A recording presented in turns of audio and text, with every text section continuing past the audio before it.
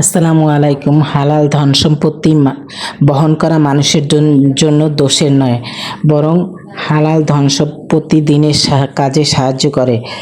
জাকাত দেওয়া, দান সদকা করা, আত্মীয়তার হক পালন করা সহজ হয়। এই জন্য নবী করিম সাল্লাল্লাহু আলাইহি ওয়াসাল্লাম বলেছেন, নেককার ব্যক্তির জন্য হালাল মাল উত্তম। তবে ধন দৌলতের মোহ অন্তরে তার বদ্ধমূল মায়া আকর্ষণ আখিরাতের উন্নতি ব্যাহত হয়, এমন কাজ দর্শনীয়। নৌকার ভিতরে যে পানি নৌকার ধ্বংসের কারণ, আবার নৌকার নিচে যে পানি থাকে তা নৌকার জন্য সাহায্যকারী, তাছাড়া নৌকা চলতে পারে না।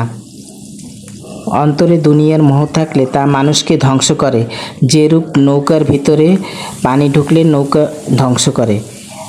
পক্ষান্তরে দুনিয়ার মায়ামোহ না থেকে আল্লাহর মহব্বত থাকলে তা মানুষকে ধ্বংস থেকে রক্ষা করে, এমনকি ধ্বংসের জায়গায় ফেলে দিলেও সে ধ্বংস হয় না। যার ভিতরে আল্লাহর মহব্বত থাকে তাকে যদি দুনিয়ার কোটি কোটি ধন দৌলত মহারাজত্বের মধ্যেও ফেলে দেওয়া হয়, তবেও দুনিয়া তাকে ধ্বংস করতে পারে না। এ সম্পর্কে আল্লামা রুমি একটা দৃষ্টান্ত স্থাপন করেছেন। একটি কলস যার ভিতরে পানি নেই, আছে শুধু বাতাস। ওই কলস মুখ বাঁধা অবস্থায় পানিতে ফেলে দিলে তা পানি উপরে উঠে যাবে।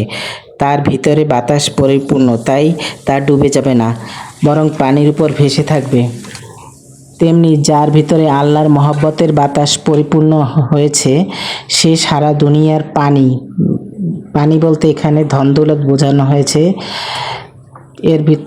পানির উপর ভাসমান থাকবে। সারা দুনিয়ার পানি ওই ব্যক্তিকে ডুবাতে পারবে না, যার দিল আল্লাহর মহব্বতের বাতাসে পরিপূর্ণ হয়েছে। অন্তরকে যদি আল্লাহর মারিফাত ও মহব্বতের বাতাসে পরিপূর্ণ করে বন্ধ করে দেওয়া যায়, তাহলে আল্লাহ ভিন্ন অন্য কিছুর মায়া মহব্বত অন্তরে প্রবেশ করবে না।